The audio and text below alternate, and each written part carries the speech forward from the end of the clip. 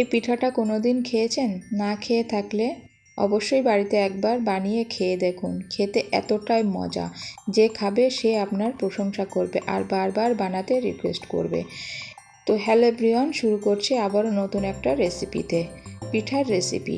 তো আজকে আমি পিঠাটা বানাতে এখানে নিয়ে নিয়েছি দুধ, আর দিয়ে দেব পাউডার দুধ 2 চামচ দিয়ে আমি ভালো করে গুলিয়ে নেব। তো এটা আমার ভালো করে গোলানো হয়ে গেছে। এবারে দিয়ে দেব 1 চামচের মতো ঘি আর গুড় দিয়ে ভালো করে ঘি আর গুড়টা ভালো করে নাড়াচাড়া করে নেব। এখানে আপনারা চিনিটাও ইউজ করতে পারেন, আমি গুড় দিয়েই রেসিপিটা বানাবো। তো আর দিয়ে দেব নারকেল কোড়ানোটা দিয়ে দেব স্বাদ মতো লবণ দিয়ে ভালো করে আমি নাড়াচাড়া করে একটা পুর বানিয়ে নেব। তো নারকেলটা ভালো করে পাক দিতে হবে, আর দিয়ে দেব কিছুটা নাটবাদাম আর কিছুটা কাজু বাদাম দিয়ে আবারও ভালো করে নাড়াচাড়া করে একটা পুর বানিয়ে নেব। দেখুন পুরটা আমার পুরোপুরি রেডি হয়ে গেছে। তো এবারে কি করব, পুরটা আর একটু ভালো করে নাড়াচাড়া করে নিয়ে আমি পুরটা নামিয়ে নেব। তো এই পিঠাটা যদি না খেয়ে থাকেন অবশ্যই বাড়িতে একবার হলেও বানিয়ে খেয়ে দেখবেন। বানিয়ে না খেয়ে দেখলে আপনারা বুঝতে পারবেন না এর স্বাদ কতটা।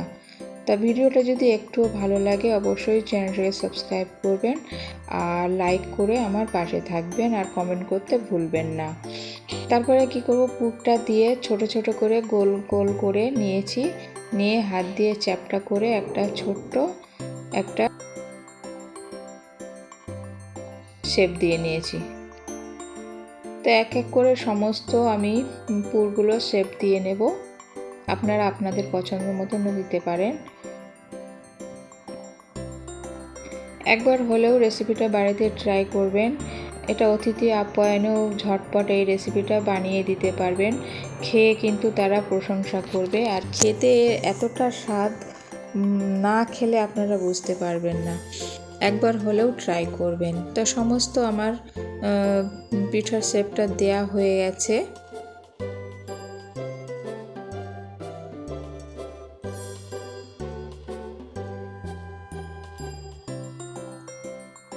সমস্ত শেপগুলো আমি দিয়ে নিয়েছি। এবারে যেটা করব, আমি একটা বাটি নিয়ে নিয়েছি, এবারে দিয়ে দেব 1 বাটি মতন ময়দা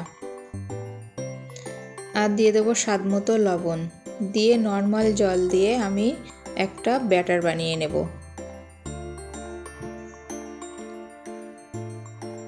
তাড়াহুড়ো করে এটা করতে যাবেন না, আস্তে আস্তে করবেন, না তো ব্যাটারটা পাতলা হয়ে যেতে পারে।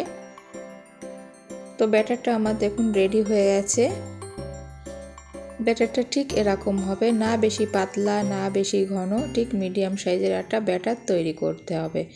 এবারে যেটা করব, যে পুরটা আমি বানিয়ে রেখেছিলাম সেটা আমি ময়দার ভিতরে দিয়ে আমি তেলে ভালো করে ভেজে নেব।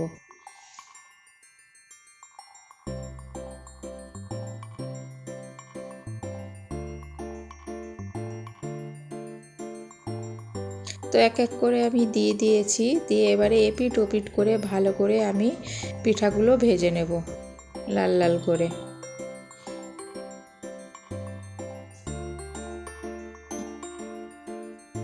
তো আমার লাল লাল করে এটা ভাজা হয়ে গেছে। এবারে আমি উঠিয়ে নেব, নিয়ে চিনির শিরার ভিতরে দিয়ে দেবো। চিনির শিরাটা আমি আগের থেকেই করে রেখেছিলাম। তো এবারে চিনির শিরাতে আমি দিয়ে দেব, দিয়ে 5 মিনিটের মতন রেখে আমি এটা উঠিয়ে নেব। দেখুন বন্ধুরা কতটা সুন্দর হয়েছে। এই পিঠাটা একবার হলেও বাড়িতে একটু ট্রাই করে দেখবেন। আর রেসিপি ভালো লাগলে অবশ্যই চ্যানেলটাকে সাবস্ক্রাইব করে আমার পাশে থাকবেন। তো এখানে রেসিপি শেষ করছি, দেখা হবে নতুন আবারও একটা রেসিপিতে। ততক্ষণ সবাই ভালো থাকবেন, সুস্থ থাকবেন, আর ভিডিওটা ভালো লাগলে লাইক কমেন্ট শেয়ার অবশ্যই করে দেবেন।